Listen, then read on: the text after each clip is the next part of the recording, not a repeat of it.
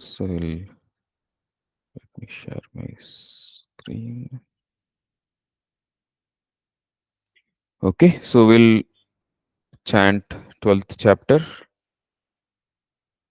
half of it till 12th shloka we'll chant. I'll chant, you can repeat while on mute. Om Shri Gurubhyo Namaha Harihi Om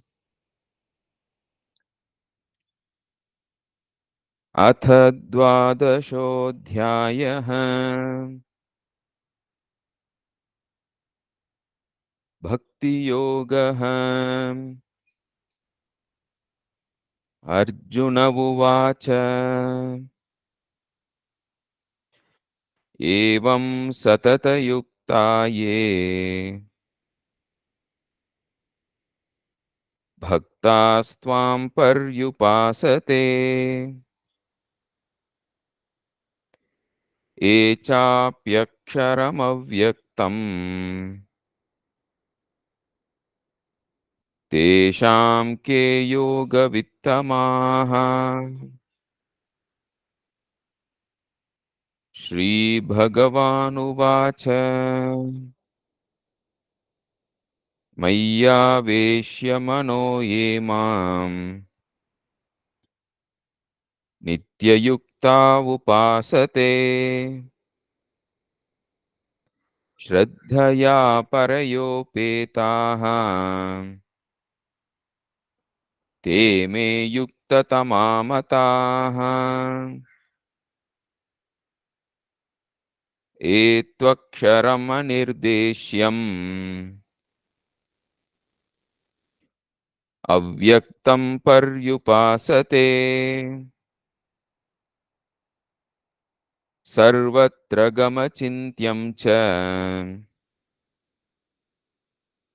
कूटस्थमचलं ध्रुवम् सन्नियम्येन्द्रियग्रामम् सर्वत्र समबुद्धयः ते प्राप्नुवन्ति मामेव सर्वभूतहिते रताः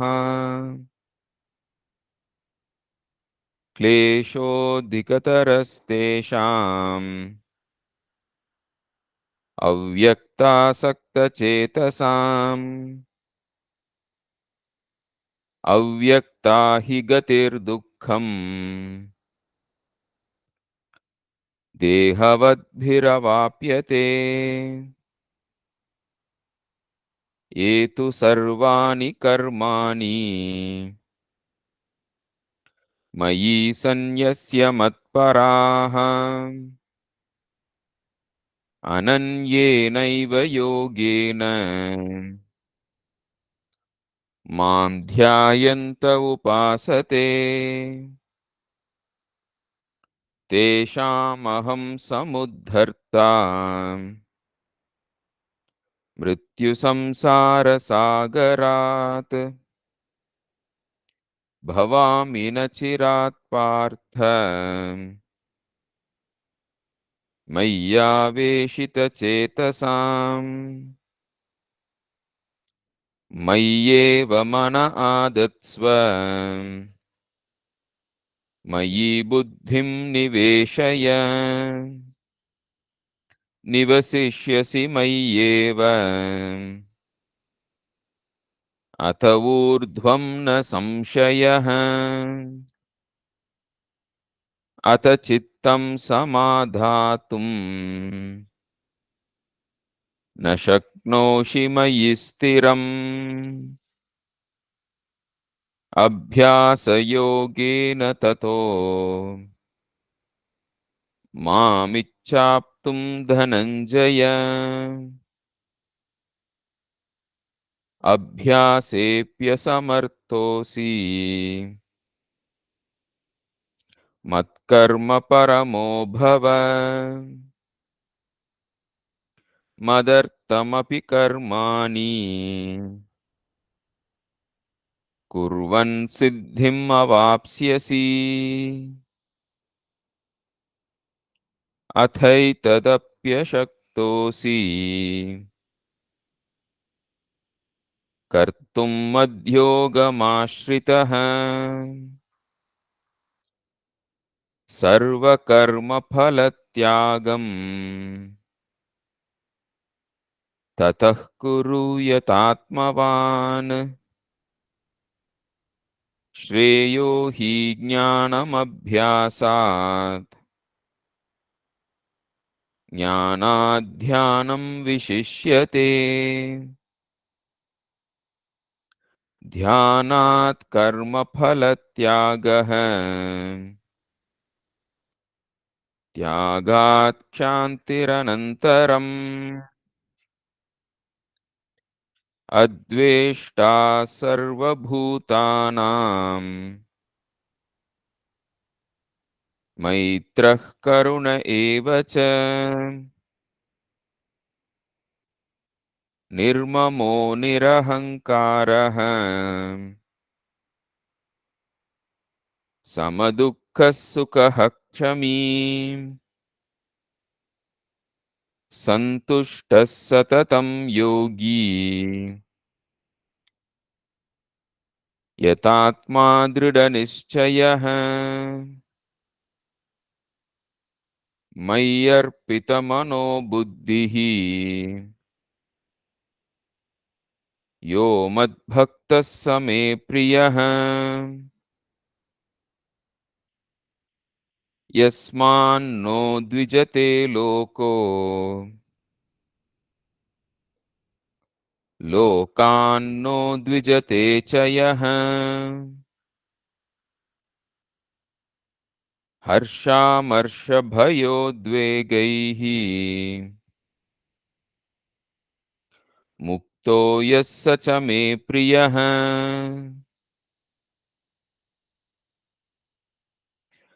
अनपेक्षशुचिर्दक्ष उदासीनो गतव्यतः सर्वारम्भपरित्यागी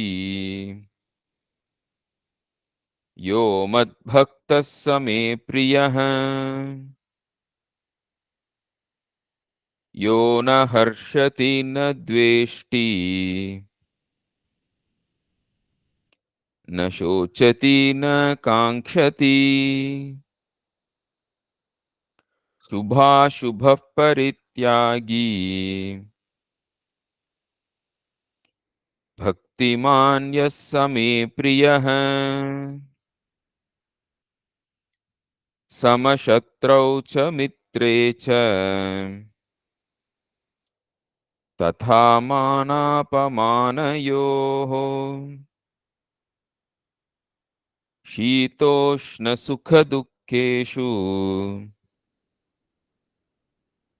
समसङ्गविवर्जितः तुल्यनिन्दास्तुतिर्मौनी सन्तुष्टो येन केनचित्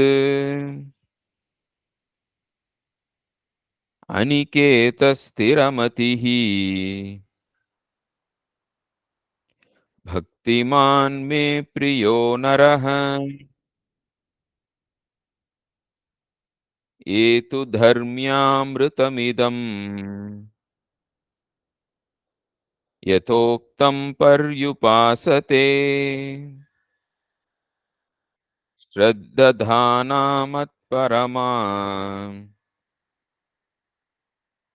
भक्तास्तेतीव मे प्रियाः ॐ तत्सत् इति श्रीमद्भगवद्गीतासु उपनिषत्सु ब्रह्मविद्यायां योगशास्त्रे श्रीकृष्णार्जुनसंवादे Bhakti Yogo Nama Dvadashodhyayah. Good. So, in the last series of two classes, we saw the 15th chapter, where we said the 15th chapter covers the theoretical aspects of Vedanta. And today and tomorrow, we will see the 12th chapter. The 12th chapter covers the practical aspects of the Gita. Okay. So, let us go through.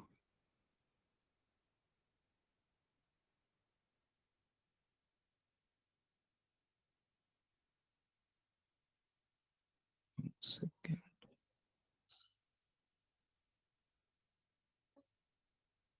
Okay.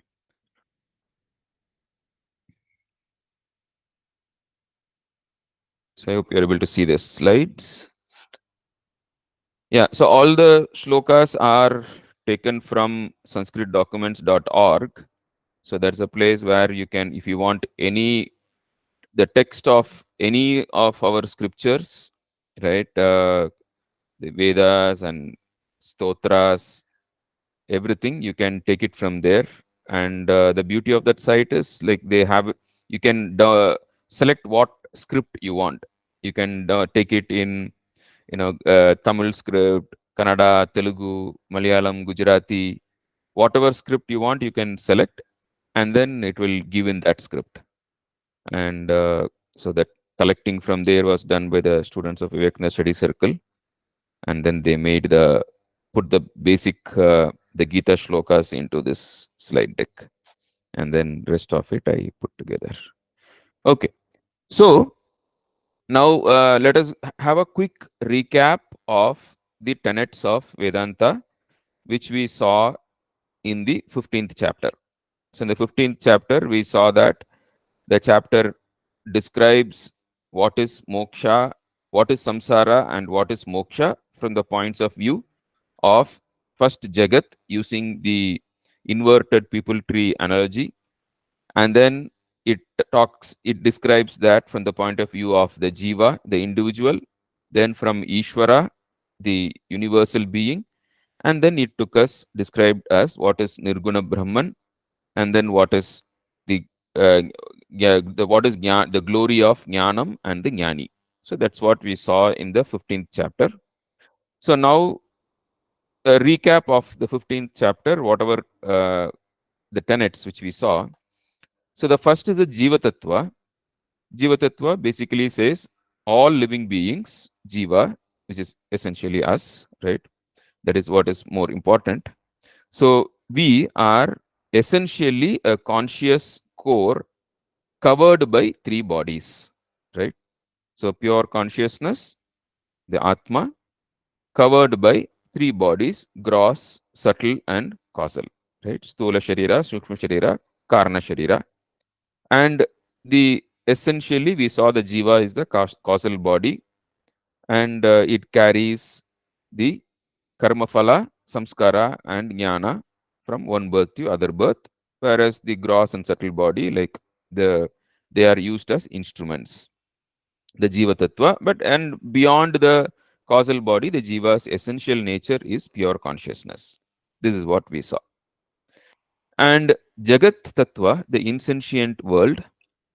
So basically, the three bodies of all living beings and rest of the insentient world constitute the Jagat, right? So from one point of view, you can consider all the three bodies. From another point of view, we can consider only the gross and subtle body is Jagat, and the causal body is Jiva, right? So that is another way of looking at it.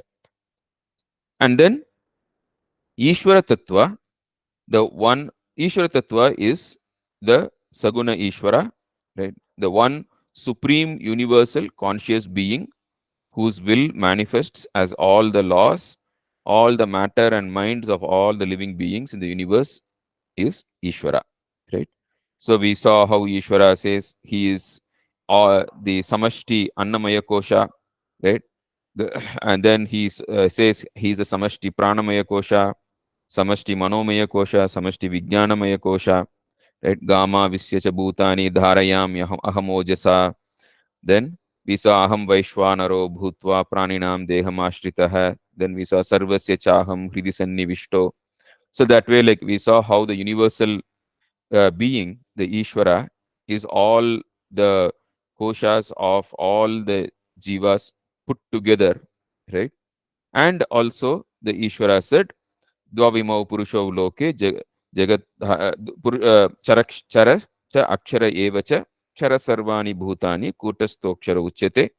Then Uttam of Purushastu Anvaya Anyaha Paramatmeti Udahritaha. Right? So we saw that all this gross and subtle and causal bodies put together, right? So all the gross and subtle bodies, the gross and subtle body is called Kshara Purusha, causal body is called Akshara Purusha, and then everything put together is Ishvara, and the Nirguna Brahman is beyond all these, and it is the foundation for all these, right?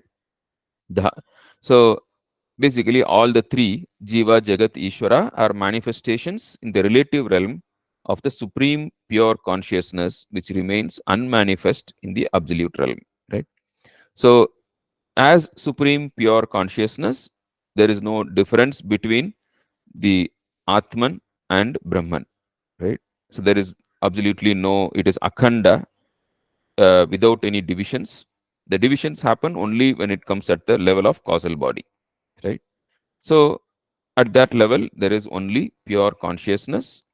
So that is why Atman equal to Brahman. We saw all that. So now the goal of life is to realize the unreality of limited individuality of the Jiva. Now, this is the goal of life. So now we think we are all individuals. Now, this individuality can be given up through two ways primarily.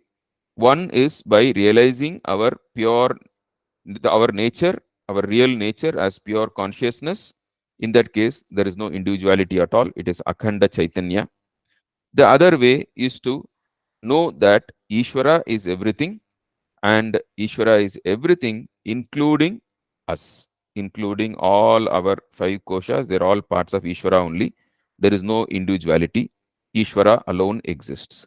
So, both from the point of view of Nirguna Brahman and Saguna Brahman, right? From the point of view of Nirguna Tattva and Ishvara Tattva, individuality doesn't hold good at all. Individuality is only a mental construct. It is an imagination, right? It is a superimposition, as we saw. So, the goal of life is to realize the unreality of this limited individuality. Now, to go to the goal of life, life gives us experiences like pleasure, pain, success, failure, gain, loss, all these, so that we are woken up to the reality, right? So we can ponder over all these and realize the truth, right? We have that beautiful illustration in the Mundaka Upanishad, right, where the two birds are there, the lower bird and the upper bird, right? And the lower bird, as long as it is eating sweet fruits, it is totally lost in the world. And when it eats a bitter fruit, that is when it looks up at the higher bird. Why is this happening to me? Do I deserve this? Like when we ask such questions only when there is pain and failure and loss. We are, like we live on our own ignorance as long as there is pleasure, success, gain, and everything. Only when pain comes, that is when we ask the question, why is this happening to me? We never ask the question when pleasure comes. That is the problem, right? So, whenever we have pain, we ask the question, why is this happening to me? What is the purpose of life? Why is there God, right? And then that moves us closer to the truth, and that is the way the Lord, pulls us towards Him. So there is a beautiful doha by Kabir. If you remember the Lord in your good times, then bad times need not come at all. If you remember the Lord only during bad times, then the Lord gives you bad times so that you remember Him. Right? So if we don't remember the Lord during our good times, then to remind us of the goal of life, the purpose of life, the Lord is forced to give us bad times so that we wake up, right? So the truth is we have to realize the truth. So the purpose of life is not pleasure. The purpose of life is wisdom, right? Now, all sorrow in life is because of not understanding the goal of life and wrong identification with the body and mind, right? So all sorrow in life is because of these two only, right? We need to understand that goal of life is not pleasure, goal of life is wisdom. And we need to understand that I am not this body, I am not this mind, right? As an individual, I am the Karna Sharira, the Jivatma, and in reality, I am pure consciousness. This, if we understand, then we can be free from all sorrow. Now, this is the gist of the entire Vedanta, which we have seen, right? Now, in the 12th chapter, Krishna is going to tell us how to reach there. So, the sadhana part is described in the 12th chapter. So, the theory part was covered in the 15th chapter, and the practical part is covered in the 12th chapter. So, let us enter the 12th chapter. So, 12th chapter has 20 shlokas. This is the smallest chapter in the entire Gita. 20 small shlokas. 15th chapter also has got 20 shlokas, but some of the shlokas are long. So, here it is all small shlokas only, all Anushtup Chanda shlokas only. And any Gita competition or anywhere, like 12th chapter is the usual one for Gita competitions. So it is a good chapter to memorize, right? Usually anyone who memorizes the Gita, first you memorize 12th chapter, then you memorize 15th chapter. And then if you have time, you can go for the other chapters. So every day chanting 15th and 12th chapter itself is equivalent to chanting the entire Gita, because all the topics, everything is covered in both these chapters put together. So 15th chapter covered Jiva, Jagat, Ishvara and Nirguna Brahman, and 12th chapter covers the four yogas: Jnana Yoga, Bhakti Yoga, Dhyana Yoga, Karma Yoga. Four yogas are covered, though the chapter is named as Bhakti Yoga because Bhakti Yoga runs in and through the entire Gita. That is the Gita's way of spiritual sadhana. But all the four yogas are covered in this chapter. So the chapter starts with Arjuna's question and Krishna's answer, a very interesting question which we will see. And then after that, 3, 4, 5 covers Jnana Yoga. And then after that, Krishna gives what is Gita's way of Bhakti Yoga in a nutshell. And then the 8 to 12 covers Bhakti Sahita Dhyana Yoga. And then 13 to 19 covers Bhakti Sahita Karma Yoga. And then 20th shloka gives a conclusion. So the Bhakti is something which goes in and through. And we saw Jiva, Jagat, Ishvara. So the yogas are basically, approaching the truth or striving towards the goal using those. So when we say Jiva, the individual, so through that we proceed. That is basically Dhyana Yoga or Raja Yoga. And then you say Jagat, and through Jagat, working through Jagat, if you go, that is Karma Yoga. And we have Ishvara. So engaging with Ishvara, you proceed in spiritual path, that is Bhakti Yoga. So Dhyana Yoga, Karma Yoga, Bhakti Yoga are basically mapped from Jiva, Jagat, Ishvara. And also the attitudes that we need to develop, right? Jnana, Vairagya, and Bhakti. So we need to develop Jnana about ourselves, and Vairagya towards the world, and Bhakti towards Ishvara. So Jnana, Bhakti, Vairagya, these three are the essential sadhanas, and Dhyana Yoga, Karma Yoga, Bhakti Yoga, these three are the yogas. And Jnana Yoga is the final one, like which is basically about who am I, right? So this way the four yogas are there. And Swami Vivekananda, he classifies the yogas based on the uh, what is the faculty that we use? So all of us have got various faculties.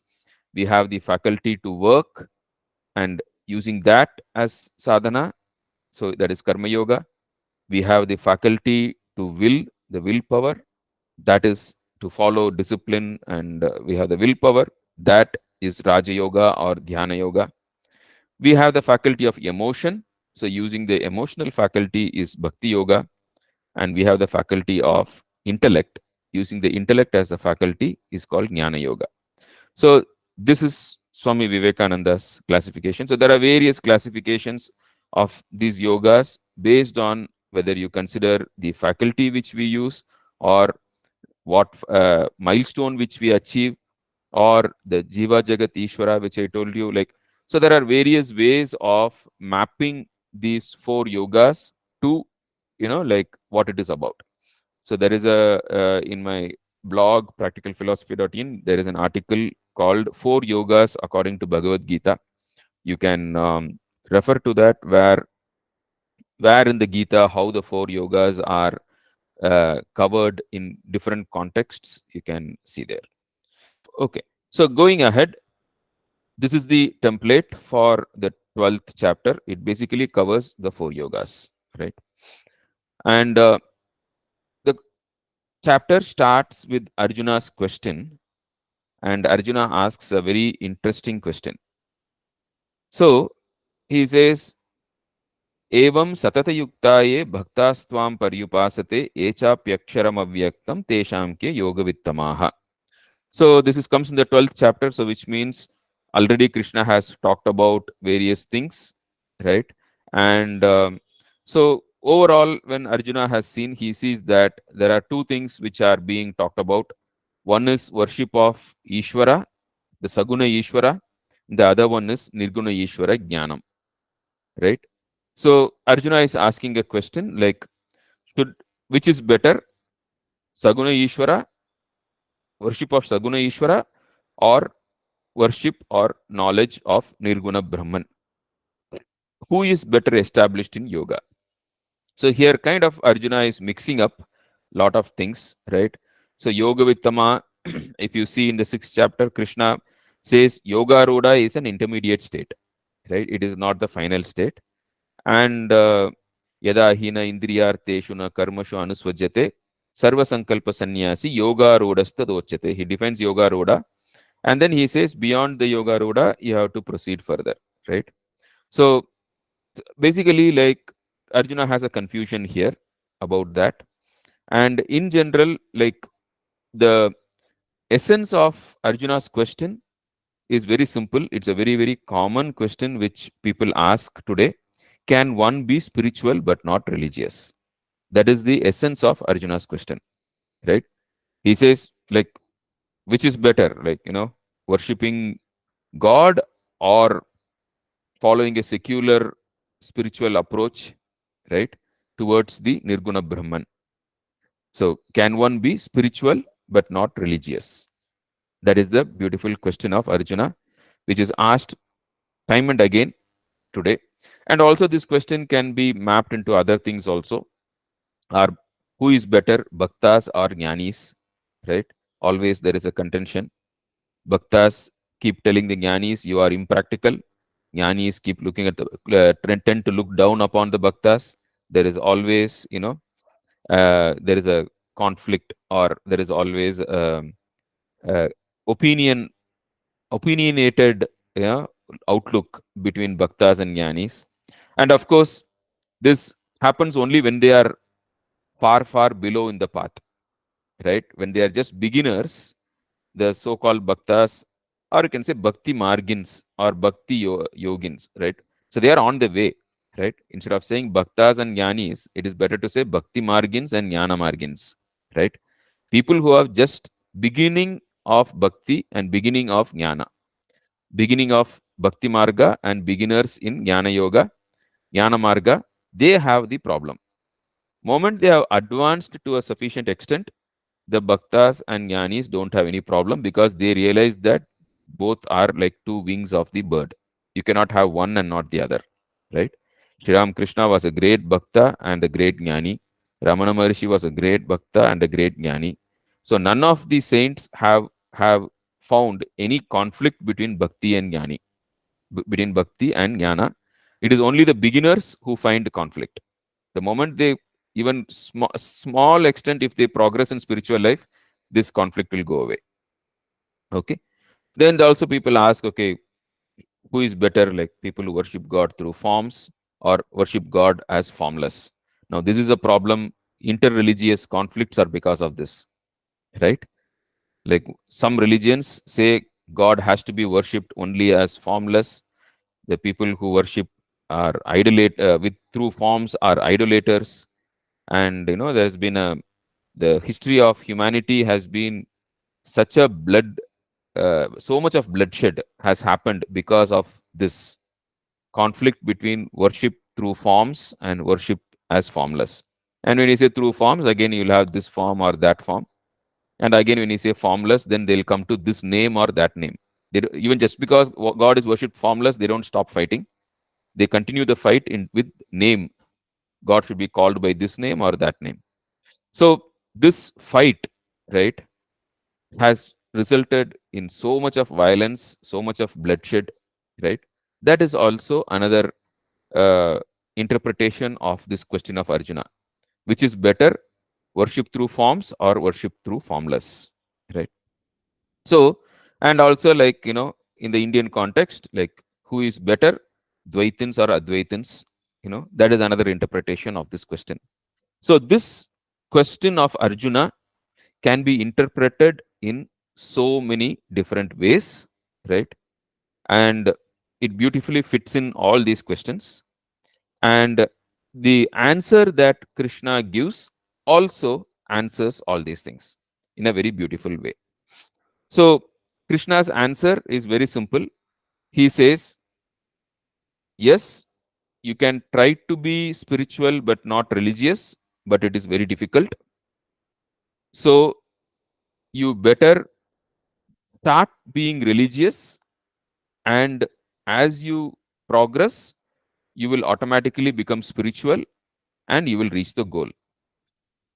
And the goal is not reached if you are religious but not spiritual, right? You have to be spiritual to reach the goal, but it is better to get there through religion.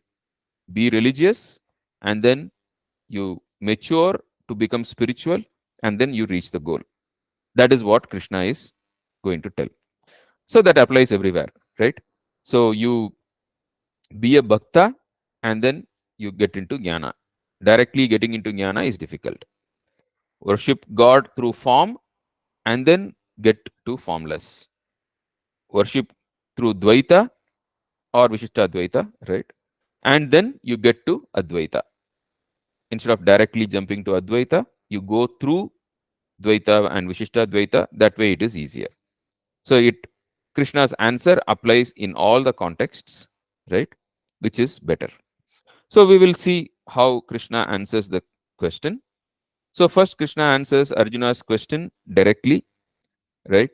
So he says, Maya Veshya Mano Ye Mam Nitya Yukta Upasate Shraddhaya Parayopetaha Te Me Yukta Tamamataha. Right? So he says, he is very clear. He uses the word mam. Now again, mam here, it is basically as Saguna Ishvara. He talks from the point of view of Saguna Ishvara, because Lord, when he says mam, sometimes he will talk from the point of view of Nirguna Brahman, sometimes Saguna Brahman, sometimes as a Jnani, and sometimes, like especially in the first few chapters, he talks as an individual, right? Mr. Krishna Vasudeva, right? So now here he is talking from the point of view of Saguna Ishvara, right? As the the Lord. So he says, right, those who fix their mind on me and ever steadfast in worship with supreme faith, they are the best established in yoga. So here he talks about the yoga ruda, which he had explained in the 6th chapter, right? And to reach there, like he says, this is a better way to go through a religious approach. So This way, like kind of he answers Arjuna's question, but then he proceeds further, because he has to say that just reaching the yoga ruda state is not sufficient. You have to go further and reach the state of jnanam, or the give up all individuality. So giving up all individuality is needed, which is the second step, right? So that's what he describes. So that he expresses through the jnana yoga. He gives a very beautiful description of nirguna brahman, right? When we were looking at the 15th chapter 6th shloka, na tatra, what is that, na tatra suryo na bhati na chandra tarakam, that's equivalent, right? Like uh, aditya, I forgot the shloka. Okay, so where the sun doesn't shine and the moon doesn't shine, and not it cannot be reached even by the fire, right? So uh, so basically, like there we saw that the sun, moon, and the, yeah, I think someone has given the shloka in the chat.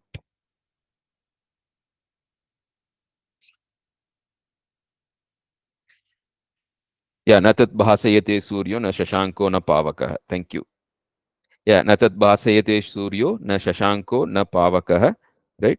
So when we saw that, we uh, we saw that the Surya, Shashanka, and Pavaka are basically the three pramanas, right?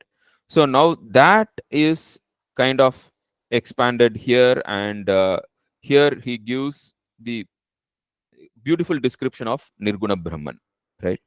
So we'll see एत्वक्षरम अनिर्देश्यम अव्यक्तं पर्युपासते sarvatra gamachintyam cha kutastam achalam dhruvam, right? So here if we see, like the order is kind of jumbled up, right? So we need to reorder it. So he gives various, various epithets or various qualities of nirguna brahman, right? So now these can be classified, right, into from multiple points of view. One is, right, from the point of view of the three pramanas. Now he says avyaktam, right? So unmanifest, achintyam, and anirdeshyam. So avyaktam means it is unmanifest to the sense organs, so it is not reachable by pratyaksha pramana. And it is achintyam, means it is unthinkable, so it is unreachable by anumana pramana. And it is anirdeshyam. Anirdeshyam means it cannot be defined. And what cannot be defined? You cannot use any words, or the shabda pramana cannot be used for that which cannot be defined, because every sentence will make sense only if you can define every word in the sentence. Otherwise, the sentence cannot make sense. So, because it is anirdeshyam, it is indefinable. So, it is beyond the shabda pramana. So, it is beyond the three pramanas, right? And then it is beyond space and time. It is omnipresent, and it is eternal, right? So what is the word for omnipresent? Avyaktam sarvatragam. So sarvatragam is omnipresent, right? And dhruvam is eternal, right? And then it is beyond causation. So that it is beyond causation is expressed here as it is imperishable, right? Aksharam. And then unchangeable, right? Kutastam. And immovable, achalam, right? So by these words, it says it is beyond causation, right? So it doesn't change, imperishable, so which means like it doesn't change, and it doesn't change within itself, and it doesn't change with relative to other things also, right? So basically, like all kinds of change is ruled out. So this is a very systematic and beautiful description of Nirguna Brahman. And this Nirguna Brahman, Paryupasate. So here, though the word Upasana is used, here because it is Achintyam, because it is Avyaktam, right? It can be here, the word Upasana means knowledge, right? It is the pure knowledge. That is what is Paryupasate. It's used. So The here, though the word is worship, but here worship of Nirguna Brahman is through knowledge of Nirguna Brahman. That is because it is Nirguna Brahman is the pure subject, right? So the worship of the subject is nothing but knowledge of the subject. Right? Now, this is jnanam. What is jnanam? Knowing Nirguna Brahman as all these, right? Through all these things is what is jnanam. Now, how to reach there? That is jnana yoga. So, jnanam is the Nirguna Brahman, knowledge of Nirguna Brahman, and jnana yoga is how to reach there or the prerequisites. So, this shloka talks about jnanam, and the next shloka talks about jnana yoga, right? So, what are the prerequisites or what is the path to reach that? So, here, this is again very beautiful shloka. There are three important prerequisites given here. Sanniyam yendriya gramam sarvatra samabuddhayah te prapnuvanti mameva sarvabhuta hiterataha. So, Sanniyam ya indriya gramam. So, gramam means collection, right? A collection of houses is called a village. That's why the word gramam is used for village also, right? So, here it is indriya gramam. So, the collection of the senses. San niyamya. Niyama means control, right? We have yama, niyama, right? So, niyama is control or regulation, right? So, and here it is san niyama. So, it is the towards the right direction and also complete, right? Here the sun, this prefix can is means complete. So, san niyama. So, san niyamya indriya gramam. So, complete control of all the sense organs, and indriya includes the mind also. So, having subdued all the senses and mind. This is the first prerequisite for Jnana Yoga, right? So, first prerequisite is complete control over the mind and the senses. That is the first prerequisite for Jnana Yoga. Second prerequisite, Sarvatra Samabuddhayah, being even-minded in all situations. So, Buddhi here indicates attitude, right? So, Samabuddhi is even-mindedness, right? And Sarvatra, at in all situations, right?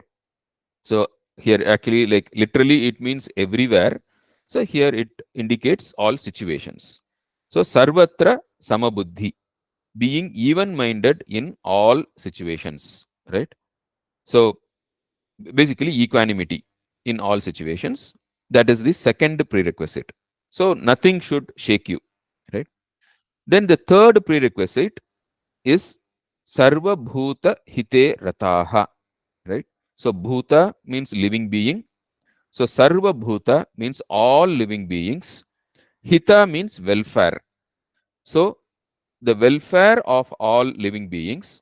So, Sarva Bhuta Hite. So, Saptami Vibhakti is used. So, and Rataha, he, one who dwells or revels, right? One who revels in the welfare of all living beings. So, basically, one who works for the welfare of all living beings, or one who wishes, or one who is engaged in the activities towards the welfare of all living beings. Sarva Bhuta Hite Rataha, right? So, these three are the prerequisites given. With these three prerequisites, if you do avyaktam paryupasate, as mentioned in the previous shloka, then what will happen? Te prapnuvanti mam eva. So here mam means Nirguna Brahman. Okay. So Krishna talks about as from the point of view Nirguna Brahman here.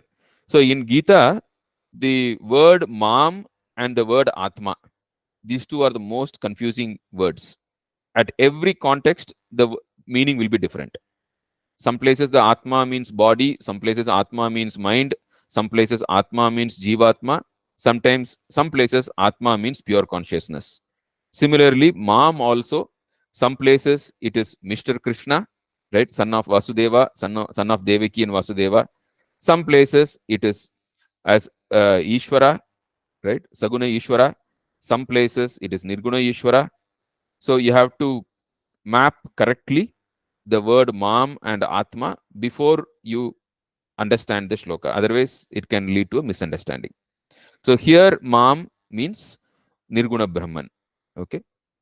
In the previous two shlokas back, mam means Saguna Brahman there. Right. So here it is Nirguna Brahman. So te prapnuvanti. So te means they, like coincidence. So prapnuvanti mam eva. So those people, right, will reach uh, me alone. So now this eva kara is applied to all the three. Te prapnuvanti mameva. Okay. Te eva prapnuvanti means they alone will reach, which means only the people who have gone beyond the Saguna Ishvara will reach me. So that is one way, right? Or you can say te eva prapnuvanti means only people who have these three prerequisites and pursue jnana yoga, only they will reach. Without these three prerequisites, you will not reach. So te eva prapnuvanti and te prapnuvanti eva, they will surely reach, no doubt. And te prapnuvanti mam eva, they will reach me only. Not like by doing this, you won't, you cannot say like you will earn a lot of money, you will be able to have good relationships, you will have good health. No, no, no. Those worldly pursuits and all are not talked about. Mam eva. You will reach the Lord alone, right? So this eva has to be applied to all the three. Okay. So now this answers very clearly the question of Arjuna, right? That yes, a person can be spiritual and not religious and attain the goal. But thing is, you need these three prerequisites. Without these three prerequisites, it is not possible to be spiritual but not religious. So whenever anyone asks you, usually like these days, a lot of youth ask this question: can I be spiritual but not religious? So Krishna gives a very, very clear answer. He says, yes, you can be spiritual but not religious, provided you have these three prerequisites.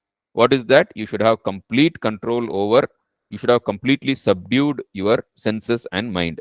Why? Otherwise, they will distract you, right? They will distract you, and you will not be able to proceed towards the goal.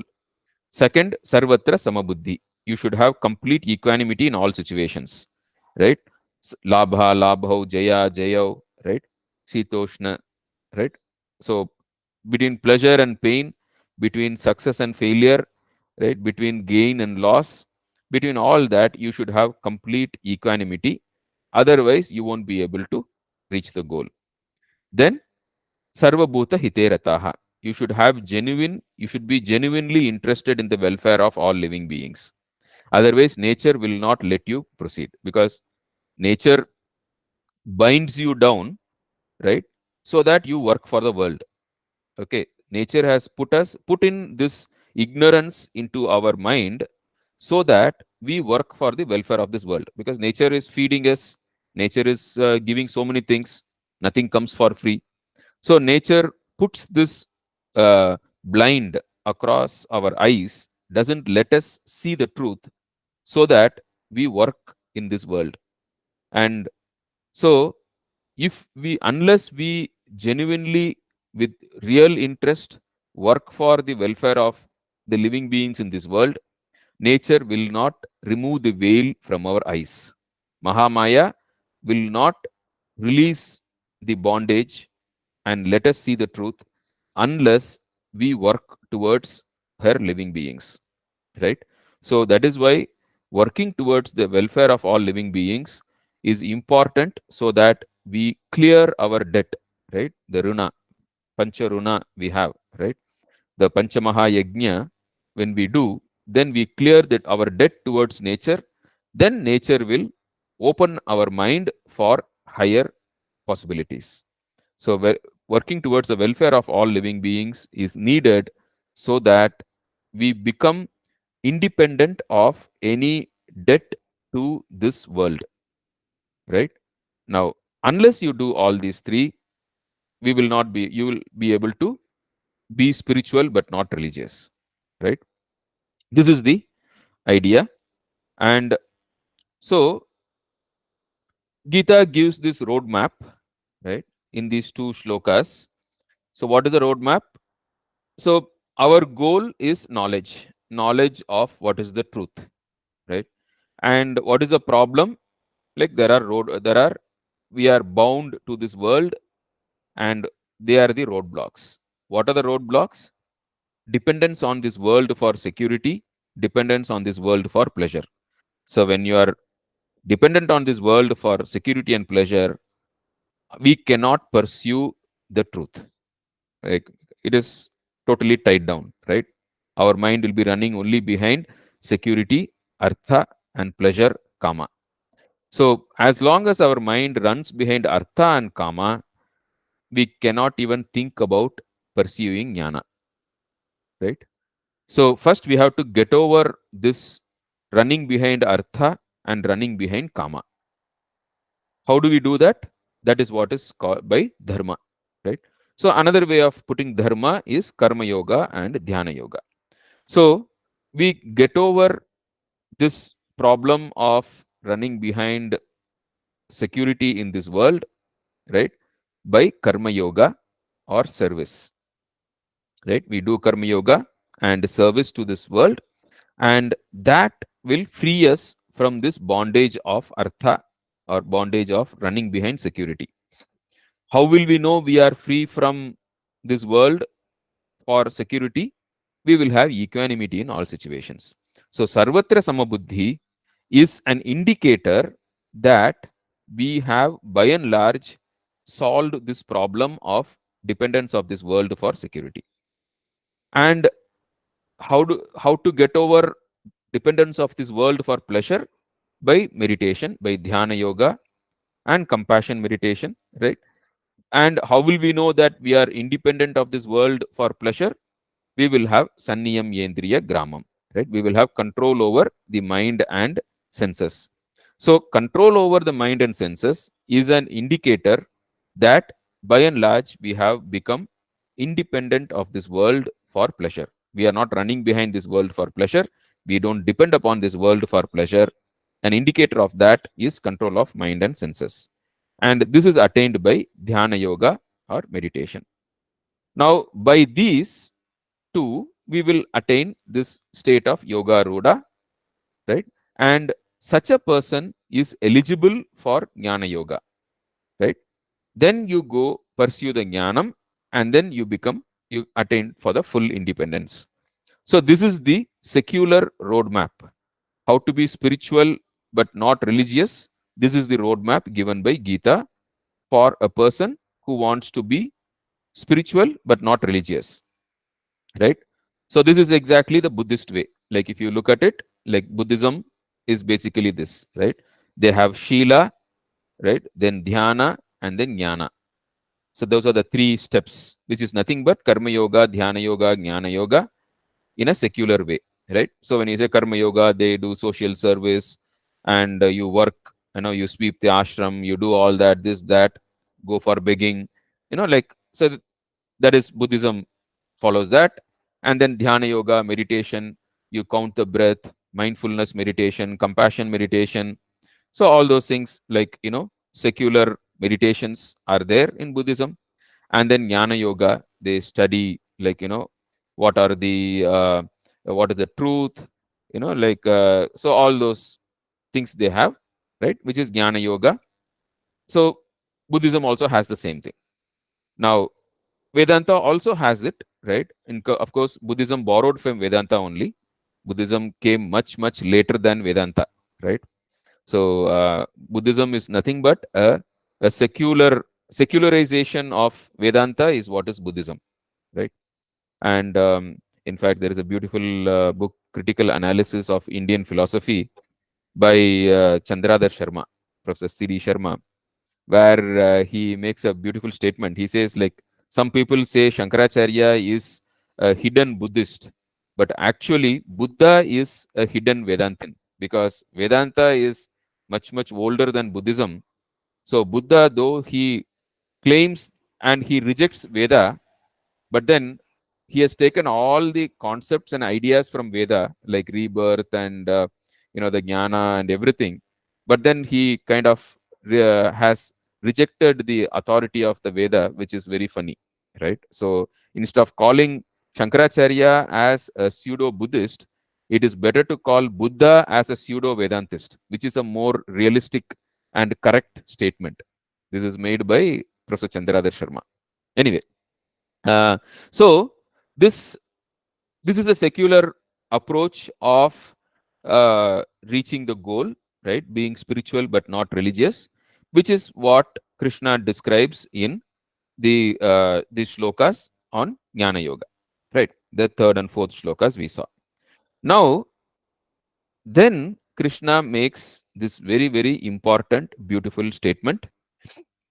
Klesho dikatarastesham avyakta sakta chetasam avyakta hi gatir dukkham dehavadbhiravapyate. So, dehavadbhiravapyate. For people, ordinary people like us, who are so much attached to this body. Okay. So, we are all attached to the body. What do you mean by we are all attached to the body? If we are hungry, we become angry, right? Our mood depends upon the state of the body, right? We eat some heavy food and immediately we become lethargic. We want to lie down and sleep. We cannot keep awake. So we don't have even the capacity to keep awake after a heavy meal. We don't have the capacity to concentrate, like after, when we are hungry, and our mood gets swayed by the state of our hunger and sleep. If I don't sleep for one day, then next day I am so much irritated. I'm irritated and I say like I didn't sleep well properly the last night. You know, so with such a dependence upon the state of the body, how can you even imagine to reach Sarvatra Samabuddhi, Sanniyam Yendriya Gramam, right? Sarvatra, and this one, right? Sarvabhuta Hite Rataha. The three prerequisites which are there for jnana is impossible to achieve with such attachment and dependence upon the condition of the body, right?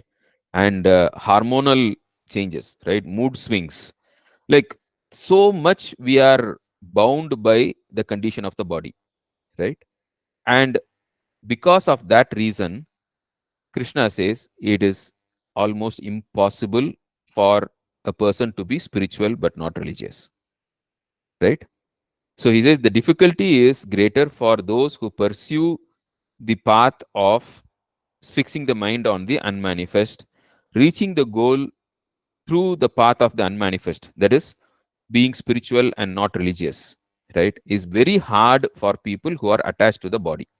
Now, it might have been possible for some spiritual geniuses, for some people who don't have attachment to the body right from childhood, right, who are not bound by this.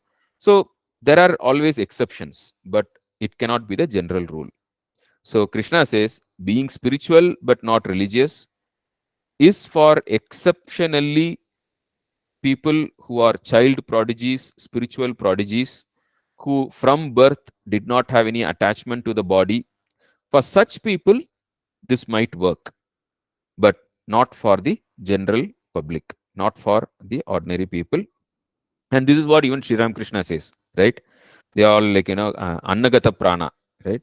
So we are all kind of attached to food and health and this body, when there is so much of attachment to all these things, right? To the sense organs and to these, like pursuing a spiritual but not religious approach is impossible. It will not work. Simple, it will not work, right? So it is better to go for the other approach where Krishna says spirituality and religion put together, right? So that is where the next approach comes, where Gita's way of sadhana, where you combine karma yoga and dhyana yoga with bhakti. So Bhakti Sahita Karma Yoga and Bhakti Sahita Dhyana Yoga. So how do you do that? Now, the problem we saw, world dependence for security, artha, and world dependence for pleasure, kama. How do you get over it? So he says, we'll go into the details of the shloka later, but I just want to give you an introduction so that you can see you can compare and contrast the two approaches, right? So basically, offer all actions to the Lord. Etu sarvani karmani mayi sanyasya matparaha. So the karma yoga of Gita is to offer all actions to the Lord, right? And you depend upon the Lord for security. You say, the Lord will take care of me. Everything happens by the will of the Lord, and I will offer all actions to God, and God will take care of me, right? So from world dependence for security, you shift to God dependence for security. You depend on Ishvara. You say, the Lord is the one who is running this world. He knows how to run the world. I will get only what I deserve and what the Lord wills. Everything happens by the will of the Lord. So I will do all my duty, all my actions, whichever place the Lord has placed me, as a father, as a mother, as a son, as an employee, as a citizen.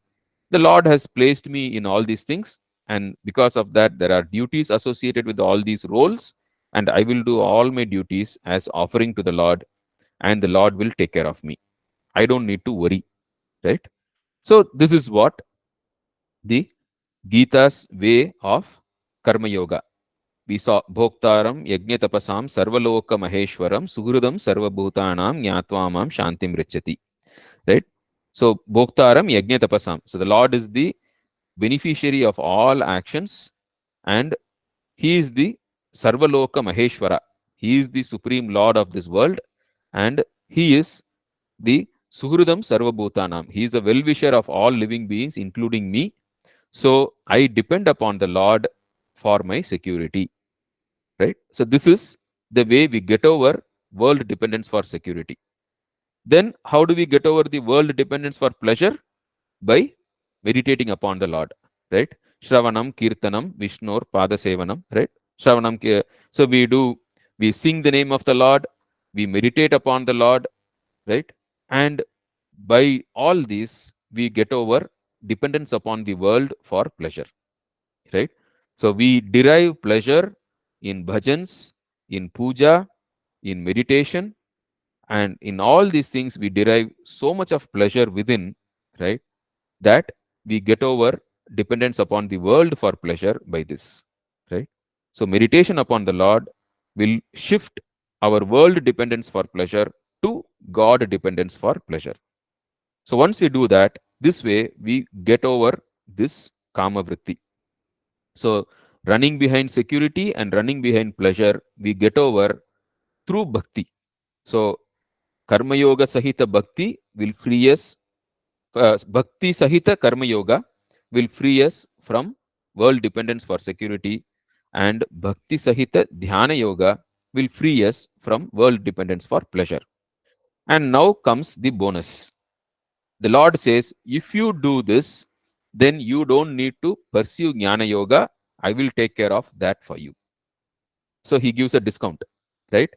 So if you do in a secular way, right, in a spiritual but not religious way, if you pursue, you have to go through Karma Yoga, Dhyana Yoga, then Jnana Yoga to reach the goal.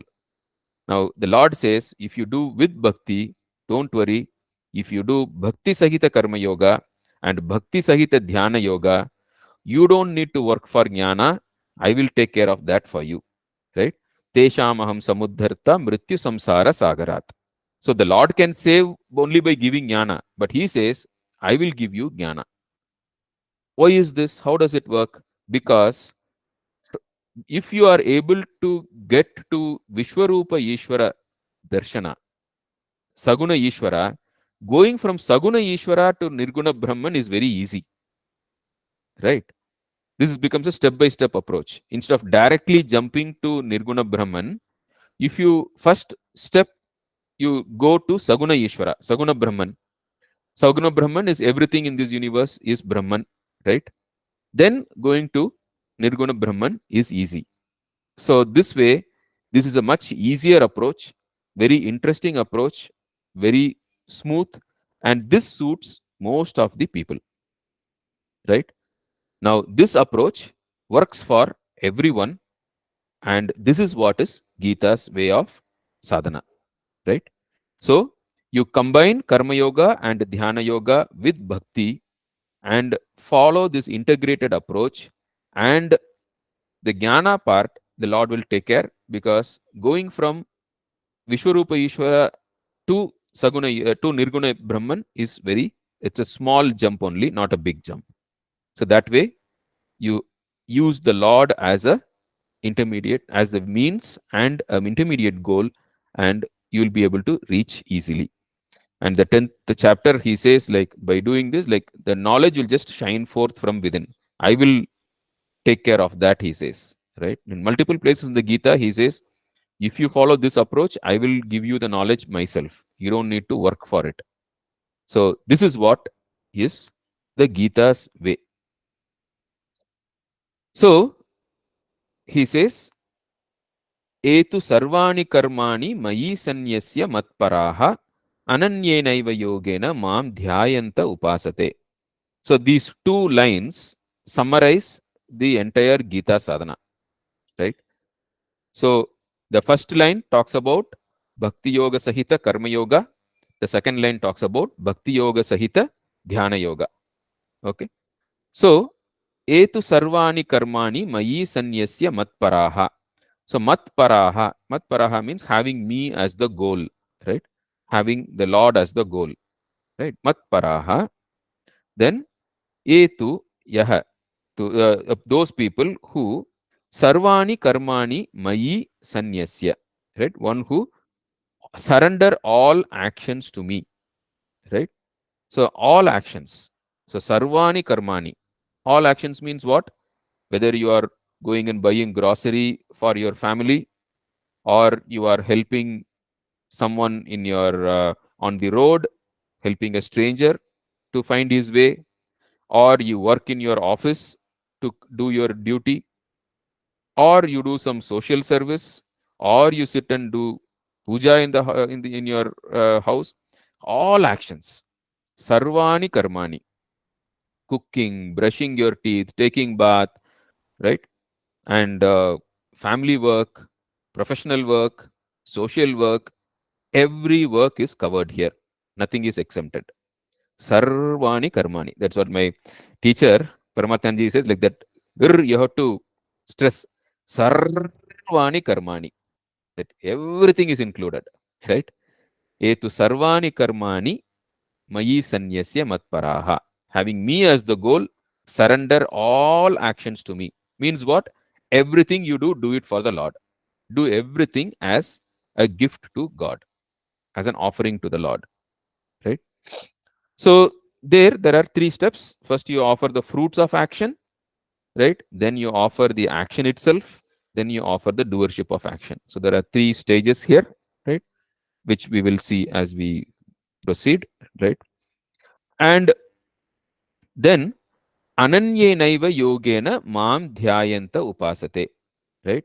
So with single-minded concentration, right? Worship, you worship the Lord, meditate upon the Lord, right? Mam dhyayanta, right?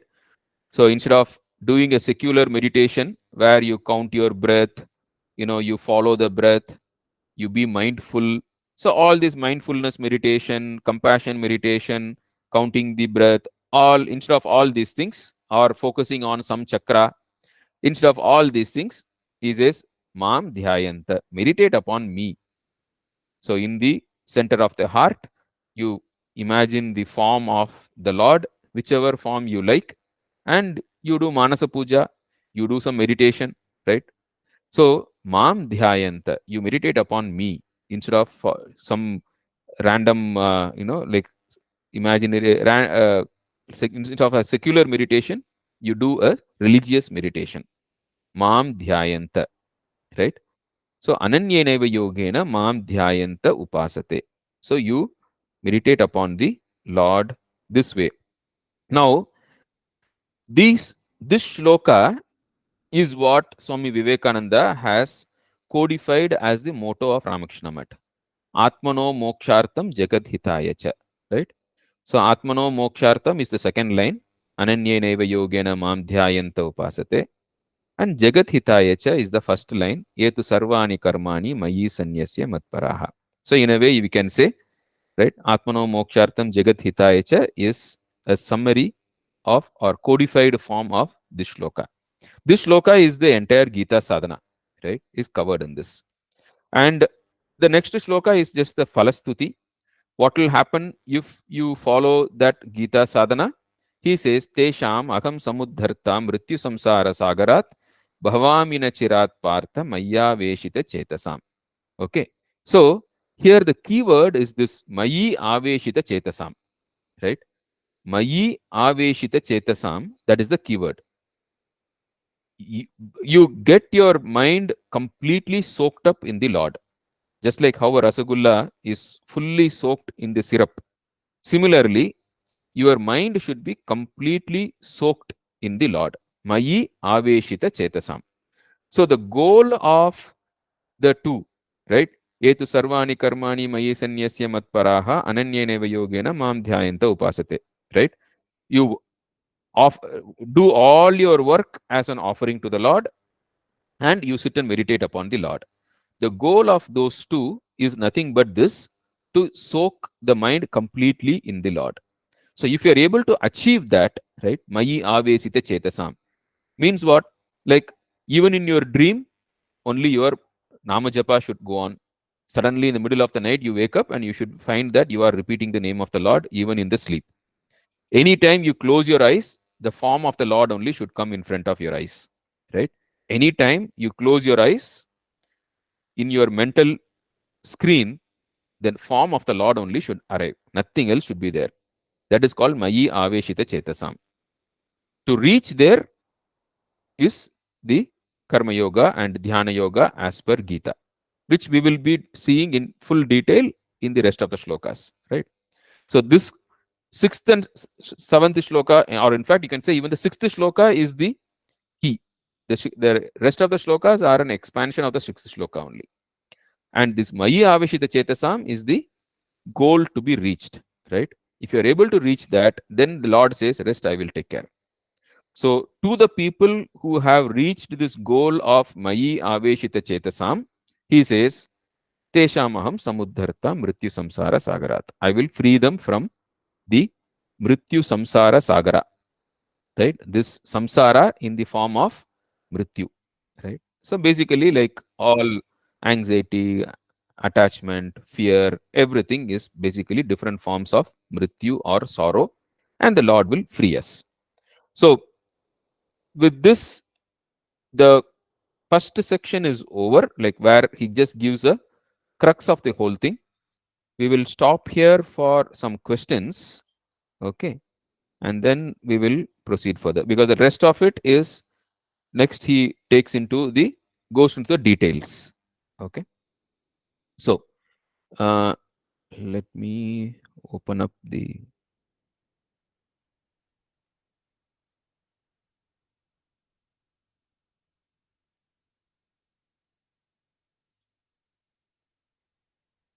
yeah. So yeah, thanks Avik. Yeah, the microphones are on, like, so whoever wants to ask any questions you can ask. So I have a question, Gokul Muthuji. uh, So yeah, so we try to do that, but like Saturday, Sunday we are free, and then we do some meditation, listens to audio, video. But on mm, Monday onwards, yeah, or especially in the middle of the week huh, when you are doing like a design or working with a team mm, and lot of then that thought like then you get engrossed into and that thought that you are working or offering to the God mm. totally goes away. And So so yeah. Swami Chinmayananda gives a very very beautiful answer to this. So what do you mean by offering the work to God? So surely when you are working, when it's a intellectual activity, you cannot think of the Lord at that time. Okay. So the work itself has to be offered to the Lord. What do you mean by that? He gives a very, very funny explanation. He says, like, suppose you hire a fresher, a guy who is fresh out of college. He doesn't have any family, he doesn't have any financial commitments, and he comes to the office. You tell him, you do this work, like he does the work with some half-heartedness. Then you tell him, like, see, unless you do a good job, like you are going to lose your job. He says, like, no, it's okay, like, I don't I'm happy with whatever thing. I want to relax, I want to take life slowly. These days that is a very big fad. I want to take life slowly. That is a big cheating yourself, right? Then, like, after a few years, right, now this guy, like, getting work done by this guy is very difficult. Now after a few years, now this guy gets married, and after that you tell him, see, you have to work hard, otherwise you might lose your job. He says, oh, sir, sir, sir, okay, sir, sir, sir, I got a family to support, sir.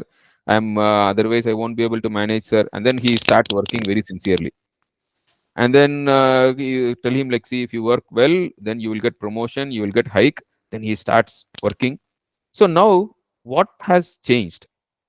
Earlier, right, he he did not do a sincere work, because there was none for whom he needs to work for.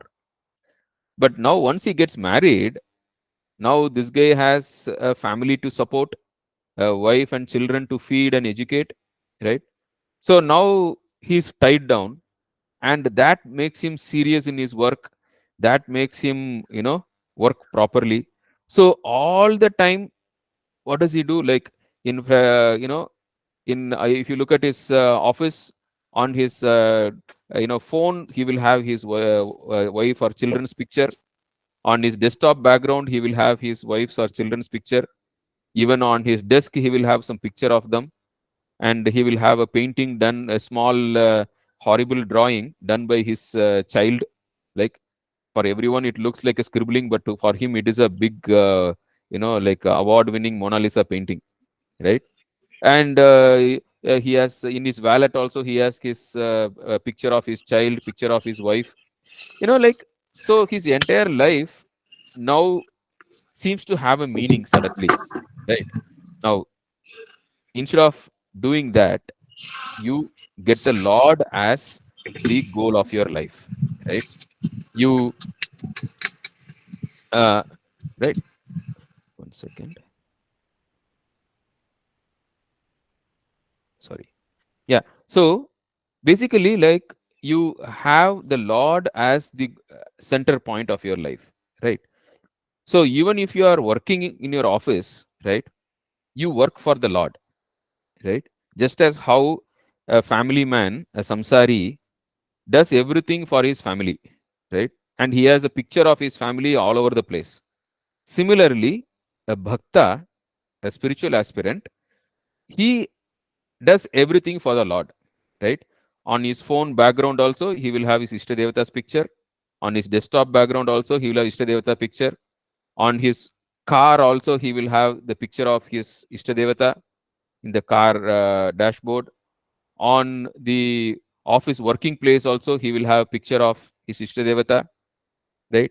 Constantly, he is puts picture of his Ishtadevata all over the place, so that he is reminded every time of his Ishtadevata.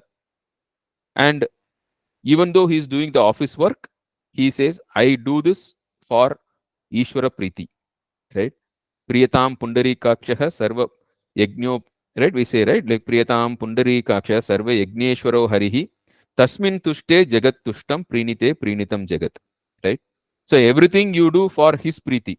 If the Lord is happy, then this entire world will be happy.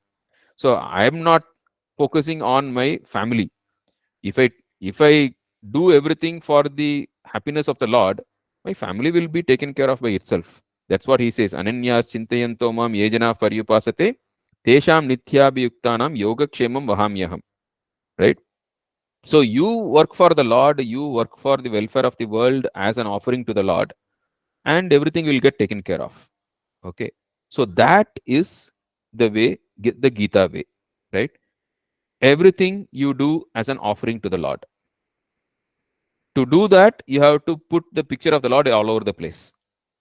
And to do that, you have to sit and meditate upon the Lord morning and evening.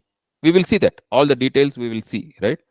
So, as we proceed, we will go into the details, right? Where Krishna will tell how to do all these things, how to do meditation, how to do karma yoga, everything will come, right? So just one more follow Mm, up question. mm, We can do that, and we'll picture that, but internally, right? Internally, at the our conscience, we know mm. that okay, we No, are no, working no, no, no, no, because no, we are, no, no. You, no, no. You do one thing. You yeah, replace our by my. Let us make it yeah, personal. Okay, my, you tell me. Make yeah, it your problem. Tell me. yeah.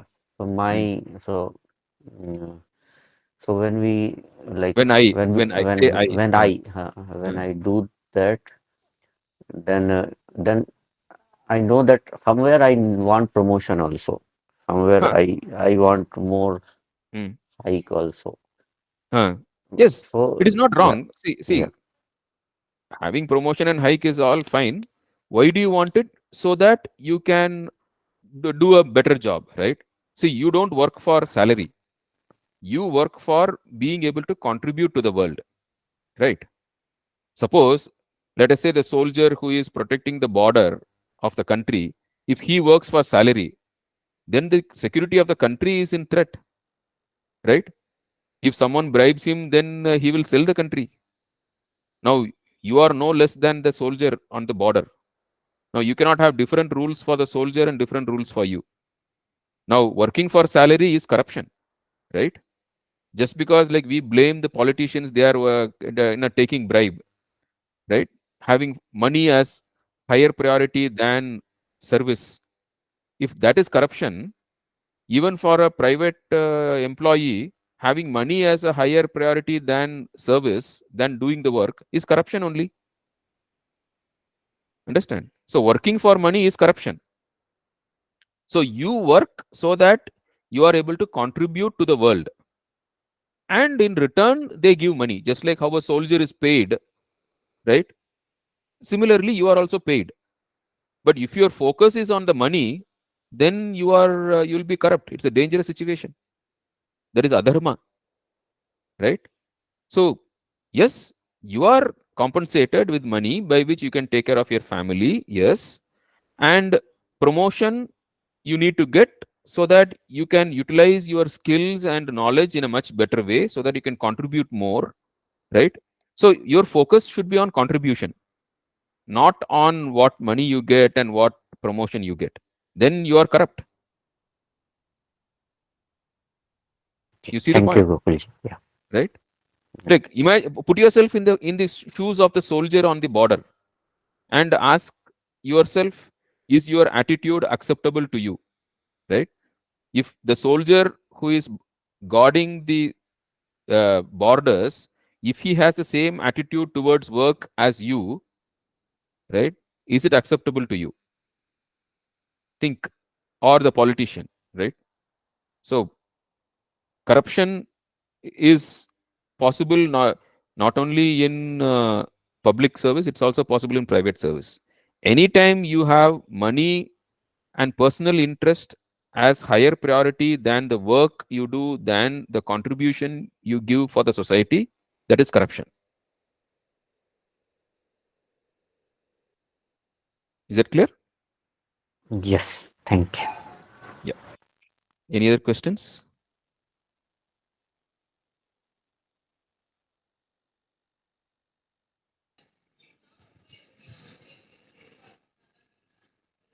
Namaste, sir. Yes, Punita. Yeah. Sir, if I am practicing this type of doing my job as a heavenly job or a Mm, godly job, mm. if this is itself will get me moksha, You have to do both. Etu sarvani karmani mayi sanyasya matparaha, and equally important is Ananyeneva yogena mam dhyayanta upasate. Both are needed. Okay. Both karma yoga and dhyana yoga. Even if we sit, if I sit in dhyana, also I'm not able to concentrate on God. I'm able to concentrate on worldly things. That we will see. Krishna will tell how to meditate, how Okay, to sir. solve the problems on meditation. Everything will come in the next few shlokas. We'll discuss that tomorrow, Okay, God sir. willing. Thank you, sir. Thank you, sir. Yeah. So now the Gita's roadmap, Gita's view of spiritual sadhana, right? The outline, that you should be very clear, right?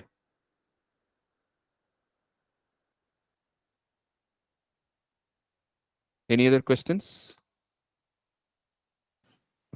Yeah, Gogolji, you told a website in the start which covers all the stotras. Can you please repeat it again? Sanskritdocuments.org. Okay, thank you. Also, tell me your blog, which you told you That have is, given some. yeah, practicalphilosophy.in. Okay, sir. Okay.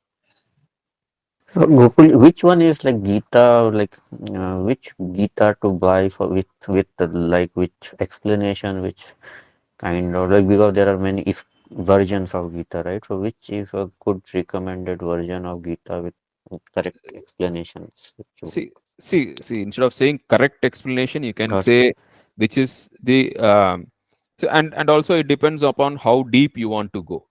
Okay. So if you want a good Gita book with explanations, there is one Ramakrishna Math Gita by commentary by Swami Tapasyananda. That is a good one. It has word by word meanings. It has chapter summaries, explanations. So that is a good one. You can, and that is a good one to start with. Okay.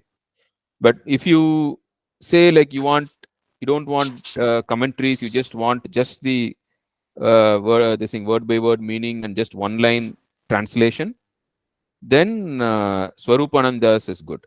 Swami Swarupananda's Bhagavad Gita, which Swarupananda was Swami Vivekananda's disciple, and that is one of the oldest Gita books. I think in 19 not 4 or 6 it came. So so that if you want just the meaning alone, then Swarupananji's you can go for. If you want explanation, then Tapasyananji's is good to start with. Okay. But then ultimately you have to learn the Gita, you have to memorize the shlokas, memorize word by word meaning. Then you will start, you know, getting your own understanding of the Gita. Otherwise, it will be just only second hand understanding. So you have to chant and memorize the at least these two chapters you memorize 15 and 12. I'll post the PDF file. At least these two chapters you chant every day and you memorize and also know the word by word meaning. Then like the rest of the things, like you will start understanding deeper and deeper, and then keep listening to more and more commentaries, right? And Chinmayanji's book is very good, right? The Holy Gita, Swami Chinmayananda, that is a very good one. And if you want to go for a very traditional, and of course Swami Ranganathananji's 3-volume message of the Gita, the universal message of the Gita, that is also very good, right? If you want to go for a more modern approach, Swami Ranganathananji's 3-volume Gita is good. If you want to go for a traditional one, then you have to go for this Shankara's Bhashya. Translation by Gambiranji is available in Ramakrishna Math. Sridhara Bhashya translation is there by Vireshananji. And then Madhusudana Saraswati's Gudartha Deepika. So these three are the traditional commentaries. Yeah, thank you. Yeah. Sir, I have one question. Hari Mm. Om.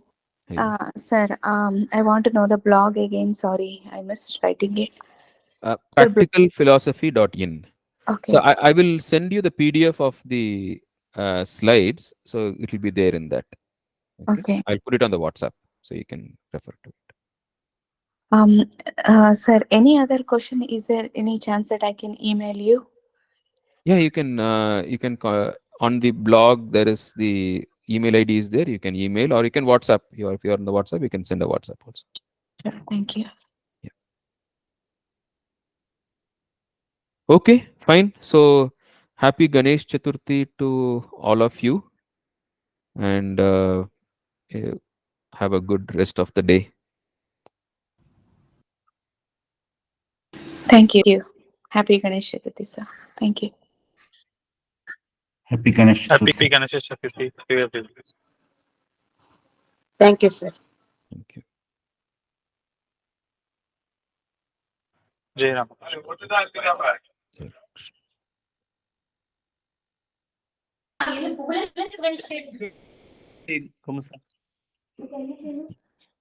Jai Ram. Single AC,